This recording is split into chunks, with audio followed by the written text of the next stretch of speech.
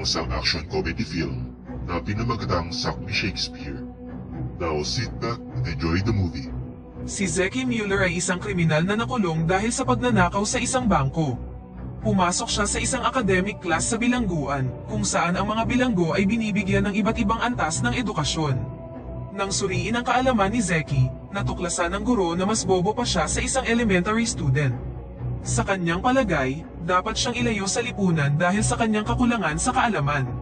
Ngunit kahit labag sa kagustuhan ng guro, pinalaya si Zeki sa araw na yun. Lumabas siya sa bilangguan dala ang isang lumang telepono at kaunting barya para magsimula ng bagong buhay. Ngunit makikitang hindi siya dito nababahala. Lumalabas na nagnakaw siya ng 1 million euros sa bangko bago siya nakulong. Ang kanyang kaibigan na si Zeynep ay dinala siya sa lugar kung saan itinago ang pera at binigay sa kanya ang mga coordinate ng eksaktong spot. Ngunit may malaking problema si Zeki dahil isang school gymnasium ang itinayo sa kung saan niya ibinaon ang pera. Problemado si Zeki ngunit determinado siyang mabawi ang pera. Sa sumunod na eksena, isinalpok ng isang gangster ang ulo ni Zeki sa mesa at hiningi ang 2,000 euros na kanyang inutang bago siya nakulong. Nangako si Zeki na maibabalik niya ito sa loob ng ilang linggo at bilang kapalit ay humingi naman siya ng matutuluyan. Ang gangster ay nagmamay-ari ng isang strip club at pinayagan siyang pansamantalang manuluyan sa display room. Nang gabing yun, nagpasya si Zeki na mag-apply bilang isang janitor sa paaralan. Sa ganoong paraan, makakakuha siya ng access sa gymnasium at makakagawa ng tunnel papunta sa kanyang pera. Kinabukasan, pumunta siya sa paaralan para sa isang job interview at nakilala ang isa sa mga guro na nagngangalang Lisi. Siya ay may masayahing personalidad, isang katangiang minahal at kinasusuklaman ng kanyang mga estudyante. Pagkatapos, pumunta si Zeki sa principal's office at nakita ang ilang taong naghihintay para sa job interview. Bagamat napaka-formal ng bihis nila para sa janitorial position, hindi ito masyadong inisip ni Zeki. Upang alisin ang kompetisyon, pinatunog niya ang fire alarm, dahilan para tumakbo ang lahat ng mga tao pauwi. Pagkalabas ng principal, sinabi sa kanya ni Zeki na aksidenteng nasira ito ng isang estudyante. Hindi nagtagal, nalaman ni Zeki na ang akala ng principal ay nandoon siya para mag-apply sa posisyon ng substitute teacher. Sinubukan niyang magpaliwanag ngunit hindi siya nito binigyan ng pagkakataon. Nang malaman ni Zeki na ang mga guro ay nakakakuha ng extrang susi sa gym at sweldong umaabot sa 2,000 euro kada buwan, hindi niya na pinalampas ang pagkakataon. Ngayon, ang tanging problema niya na lang ay ang kanyang academic qualification na kailangan niyang ibigay sa susunod na araw. Sa labas ng paaralan, sinusubukang patigilin ni Lisi sa paninigarilyo ang isang estudyante. Tinulungan siya ni Zeki at humingi sa kanya ng isang pabor. Nagpanggap siyang interesado sa pagbabahagi ng syllabus, ngunit ang totoo, gusto niyang nakawin ang kanyang academic certification upang gamitin ito bilang sa kanya. Kalaunan sa araw na yun, nagkita sila sa bahay ni Lisi at nagbahagi ng isang awkward na usapan. Habang siya'y abala, nilagyan ni Zeki ng gamot ang kanyang tasa na naging dahilan ng pagkawala ng kanyang malay. Nang makakuha ng pagkakataon, hinalugog niya ang buong bahay para sa kanyang academic certification at sinubukan itong i-print. Ngunit habang siya'y nagmamadali, biglang hindi nakisama ang printer. Kaya sa halip, inilipat ni Zeki ang file sa isang flash drive. Sa parehong oras na yon, dumating sa bahay ang kaibigan ni Lisi na si Caro, at malapit na siya nitong mahuli sa akto. Upang hindi mabuking, ang ginawa ni Zeki ay pinamukhang magkasama sila ni Lisi sa kama at pinagtakpan ang kanyang plano. Sa sumunod na araw, muli silang nagkita ni Lisi sa paaralan, ngunit tila walang pakialam si Zeki sa nangyari kahapon. Nabahala dito si Lisi dahil para sa kanya, medyo napasobra ang ginawa nila kaysa sa dapat. Kalaunan, pumasok si Zeki sa teacher's room bago dinala ang isang guro sa ospital.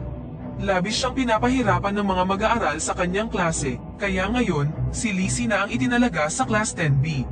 Ang mga mag-aaral sa klaseng ito ay kilala bilang mga nagbabalat kayong demonyo.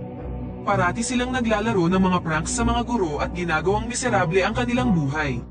Sa kanyang unang araw, inutusan ni Zeki ang mga mag-aaral na magdala ng VCD ng kanilang paboritong pelikula araw-araw upang mapanood nila ito sa kanyang klase. Ang makakapili ng pinakamagandang pelikula ay makakakuha ng pinakamataas na marka. Mukhang nag-e-enjoy si Zeki sa pagtuturo ngunit hindi ito kapareho sa nangyayari kay Lisi. Pinagtatawanan ng mga estudyante ang bawat salitang sinasabi niya at hindi sila nakikipag-cooperate. Nang kumuha siya ng chalk, isang malansang bagay ang dumikit sa kanyang mga daliri. Habang sinusubukan niya itong hugasan, bigla namang nasira ang faucet. Narealize niyang nag-set up ng prank ang mga estudyante at tinuyo ang sarili gamit ang isang tuwalya, only to find out na puno ito ng isang maitim na bagay. Sa sobrang pagkapahiya, sinubukan niyang umalis ngunit may nakadikit na dumi ng aso sa handle ng pinto. Matapos matalo ng mga pasaway na estudyante, hiniling niya sa principal na hayaan siyang ibahagi ang responsibilidad sa ibang tao. Gayunpaman, inutusan siyang umalis ng principal kung hindi niya kayang i-handle ang pressure sa pagiging isang guro. Nang gabing yun, pumunta si Zeki sa gym ng paaralan upang simulan ng hukayin ang kanyang pera. Samantala sa bahay ni Lizzie, inayos ng kaibigan niyang si Caro ang printer at nagprint ito ng academic certification ni Lizzie. Nang makita ang mga detalye sa papel, nalaman nilang ginawa ito ni Zeki nang bumisita siya sa bahay at nang mawala ng malay si Lizzie. Naghinala si Lizzie kay Zeki na ginamit niya ang kanyang diploma upang makapasok siya sa trabaho. Nagmaneho siya papunta sa paaralan at tiningnan ang kanyang files sa principal's office. Sa pagtutugma ng mga resulta, narealize niyang tama ang kanyang hinala. Makalipas ang ilang minuto, nakasalubong niya si Zeki at hinarap siya dahil sa paggamit niya ng kanyang diploma. Sinabihan niya si Lizzie na pangalanan ang kanyang presyo, ngunit ayaw ni Lizzie ng anumang pera dahil ang gusto niya lang ay maalis ang kanyang duty bilang guro sa 10B. Kinabukasan, hiniling nila sa principal na mag-swap ng kanilang mga tungkulin. Pumasok si Zeki sa classroom at nakita niya ang isang male genital na iginuhit sa board ng mga estudyante. Sinubukan niyang kumuha ng isang bagay mula sa cupboard, ngunit hindi sinasadyang nailagay niya ang kanyang mga kamay sa mousetraps. Nang siya'y umatras, bumagsak sa kanya ang isang malansa at maitim na likido, at ang mga estudyante ay nagtawanan. Gayunpaman, sinubukan niya pa ring ipagpatuloy ang klase, ngunit na-stuck siya sa upuan sa proseso. Kinabukasan, dumating si Zeki sa paaralan na may dalang paintball gun. Nasa labas ang ilan sa mga mag-aaral para mag-skip ng klase at tumangging sumunod kahit sinabihan na silang pumasok. Pinaputukan niya sila ng paintball gun at inipon silang lahat sa klase. Nais niya lang na manatili silang tahimik sa buong period at wala siyang pakialam kung mag-aaral sila o hindi. Nang dumating si Lizzie para humingi ng chalk, nakita niyang umiiyak ang isang estudyante. Ipinaalam niya ito kay Zeki ngunit inutusan niya lang ang mga estudyante na umiyak ng tahimik. Narealize ni Lizzie na wala siyang itinuturo sa kanila at pinapasahod para lang sa pag-upo niya doon. Nang gabing yun, pinaalis na si Zeki sa strip club dahil kailangan ng gamitin ng mga empleyado ang display room. Dahil wala na siyang ibang mapupuntahan, napadpad siya sa bahay ni Lizzie. Napagkamalan siyang magnanakaw ni Lizzie at Caro, at binugbog siya bago ma-realize kung sino talaga siya. Nanatili muna siya doon ng isang gabi kasama sina Lizzie, Caro, at ang nakababatang kapatid ni Lizzie na si Laura. Kinaumagahan, nakiusap si Zeki kay Lizzie na payagan siyang manatili sa kanilang bahay sa loob ng 2 linggo. Noong una, ayaw niyang makasama ang isang manlolokong katulad niya, ngunit nagkaroon siya ng isang ideya. Papayag siyang manatili si Zeki sa kondisyong kailangan niya na talagang magturo sa 10B, at hindi lang patambay-tambay sa loob ng klase. Dahil desperado siyang magkaroon ng matutuluyan, tinanggap ni Zeki ang alok. Para matulungan siyang magturo, binigyan siya ni Lizzie ng mga reading material. Pinayuhan din siya ni Caro na kontrolin ang mga leader ng klase na sina Daniel at Shontel. Kung igagalang siya ng mga pinuno, automatic na susunod na din ang iba. Binasa ni Zeki ang mga detalye tungkol sa mga pinuno at nalaman na dati silang mga maliliit na kriminal. Kalaunan sa araw na yun, pumunta sina Lizzie at Zeki sa strip club para kumain ng hapunan. Pinaalam sa kanya ni Lizzie na gustong maging isang drug dealer ni Daniel sa hinaharap at ito ang dahilan kung bakit hindi siya interesadong mag-aral. Gamit ang impormasyong ito, maaaring matulungan ni Zeki ang mga mag-aaral kahit na hindi siya interesadong gawin ito. Nang gabing yun, habang naghuhukay sa gym, nakakita siya ng isang time capsule na ibinaon ilang taon na ang nakalilipas. Nang suriin ito, kanyang natuklasan na larawan ito ni Lizzie at merong isang sulat sa loob. Tinawanan niya ang sulat kung saan ayaw maging mataba ni Lizzie sa hinaharap. Kalaunan, nakatulog siya sa kanyang desk. Nang dumating ang umaga, sinamantala ng mga estudyante ang kawalan niya ng malay at binigyan siya ng makeover. Maya-maya, tinulungan siya ni Lizzie sa may banyo dahil masama ang kanyang pakiramdam. Ang pag-aalagang ipinapakita ni Lizzie ay hindi pa kailanman nararanasan ni Zeki. Dahil dito, unti-unti na siyang nagkakagusto sa babaeng guro. Kinabukasan, dinala ni Zeki ang Class 10B sa isang educational tour sa bahay ng isang drug dealer. Nasaksihan ni Daniel kung ano ang itsura ng buhay ng isang aktwal na kriminal, at nagpas siyang kumuha ng ibang landas sa kanyang career. Pinayuhan ni Zeki ang mga mag-aaral na sumali sa theater class ni Lizzie kung ayaw nilang matulad sa dealer. Ginawa nila ang mga sinabi ni Zeki at nag-audition para sa Romeo and Juliet play. Nag-audition si Daniel para sa karakter ni Romeo at mahusay niya itong nagawa. Gayunpaman, inisip ni Zeki na masyadong boring ang drama. Kaya naman, siya at ang mga mag-aaral ay sama-samang isinulat muli ang dula at gumawa ng isang modern at mas nakakaaliw na bersyon. Pagkaraan ng ilang linggo, ipinagpatuloy ni Zeki ang paghuhukay sa tunnel ng gymnasium. Magkasundo na sila ni Lizzie at nagsimula ng mag-aral ang mga estudyante sa halip na gumawa ng gulo sa lahat ng oras. Isang araw, ang rating ng mga guro na ibinigay ng mga estudyante ay inilabas na sa internet. Dismayado si Lizzie dahil hindi siya napili para sa anumang kategorya. Para sa karamihan sa mga guro, ito ay isa lang laro, ngunit dahil gusto ni Lizzie na magustuhan siya ng kanyang mga mag-aaral, labis siyang nakaramdam ng pagkalungkot. Para gumaan ang kanyang pakiramdam, dinala siya ni Zeki at ng mga estudyante sa isang istasyon kung saan nag-vandalize sila ng isang tren. Nakita ng mga estudyante ang cool side ni Lizzie sa unang pagkakataon at sinimulan siyang igalang. Kalaunan, kailangan na nilang tumakas matapos muntikan na silang mahuli ng mga pulis, ngunit nag-enjoy pa rin si Lizzie sa kanyang gabi. Kinabukasan, binati siya ng mga estudyante sa hallway at magalang na sumang-ayon sa lahat ng kanyang sabihin. Pagkatapos, nag-field trip sila sa isang bukid para sa isang proyekto. Naglalaro ang mga estudyante nang hindi sinasadyang natamaan nila ng sex hormone si Lizzie na nagpahay sa babaeng guro. Sa pagtatapos ng araw, kailangan siyang buhatin pa uwi ni Zeki at pinakalma ang kanyang hormone. Nag-aalala ang kanyang nakababatang kapatid na si Laura dahil ang mga opisyal mula sa child service ay pupunta na doon anumang minuto.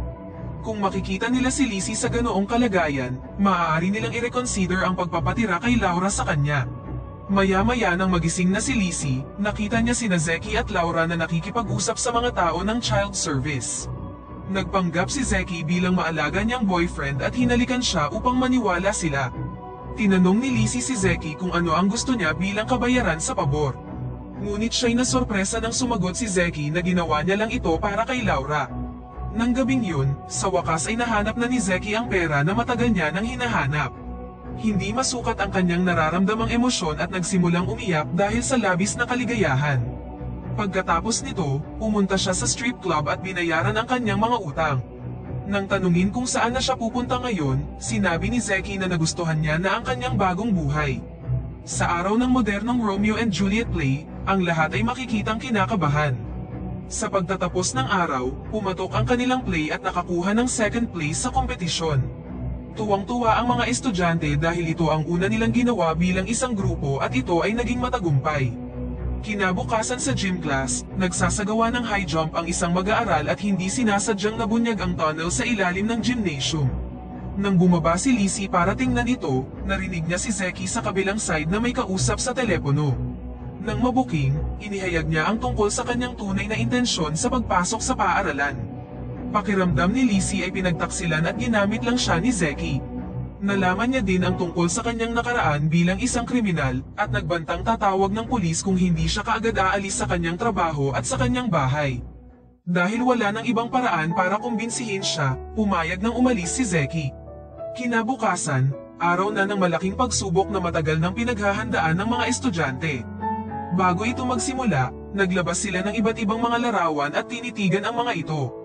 Nang magtanong tungkol dito, isiniwalat ng mga estudyante na pinayuhan sila ni Zeki na magdala ng larawan ng taong gusto nila upang mapanatili silang motivated. Ipinaalam ng isang estudyante kay Lizzie na ang motivation photo ni Zeki ay nasa kanyang drawer. Nang ma-curious, sinuri niya ito at nakita ang isang larawan ng kanyang sarili na nahanap ni Zeki sa time capsule. Maya-maya, dumating si Zainab na may dalang sulat na iniwan ni Zeki para kay Lizzie. Sinasabi sa liham na sobra siyang nalulungkot sa pagsira ng kanyang tiwala. Ipinaliwanag din ni Zeki na nagpasya na siyang magsimula ng bagong buhay bilang guro kahit na nakuha na niya ang pera. Idinagdag din ni Zainab na papunta muli si Zeki sa isang bangko upang pagnakawan ito at may kasama siyang masasamang tao. Kung hindi siya pipigilan ni Lizzie, maaaring pumasok muli si Zeki sa mundo ng krimen. Agad siyang sinubukang tawagan ni Lizzie ngunit dumiretso ang tawag sa voicemail. Nakakuha siya ng ideya na gumamit ng isang science project para makipag-usap sa kanya. Sa tulong ng mga estudyante, gumana ang plano ngunit sinira ng mga kasamahan ni Zeki ang proyekto. Sa huli, na-realize ni Zeki na gusto niyang ipagpatuloy ang kanyang buhay bilang guro at umatras na sa gagawin nilang plano. Pagkatapos nito, umuwi siya na may dalang regalo para kay Lizzie at hiniling na maging kadate siya sa paparating na prom. Binuksan ni Lizzie ang box at nakita ang isang magandang dress sa loob. Kalaunan, nagkita sila sa dulo ng hagdan at nagsimulang maghalikan. Sa paaralan, makikitang umiiyak ang principal habang sinusuri ang mga test paper ng 10B. Nagpakita sila ng kapuri-puring progreso at nangyari ang lahat ng ito dahil kay Zeki. Gusto niyang manatili si Zeki bilang isang permanent teacher, ngunit ibinunyag na ni Zeki ang katotohanan at sinabi sa principal na hindi siya qualified. Ngunit tila walang pakialam ang principal. Pineke niya ang high school diploma para sa kanya at pinayagan siyang manatili sa paaralan. Sa katapusan ng pelikula, sinamahan ng magkasintahan ang lahat ng mga estudyante sa prom at nag-enjoy sila dito.